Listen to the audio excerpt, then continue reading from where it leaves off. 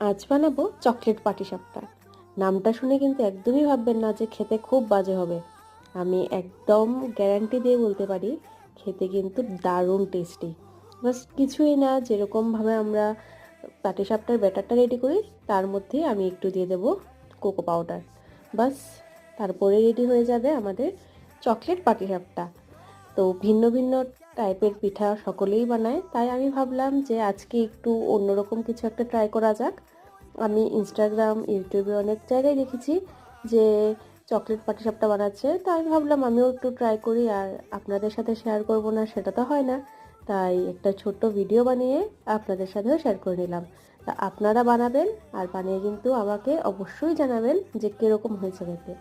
তো আপনারা ভিডিওটা দেখুন আর বানিয়ে গরম গরম পাটিসাপটা খান। আর প্লিজ আমার চ্যানেলটিকে সাবস্ক্রাইব করে দেবেন। Thank you.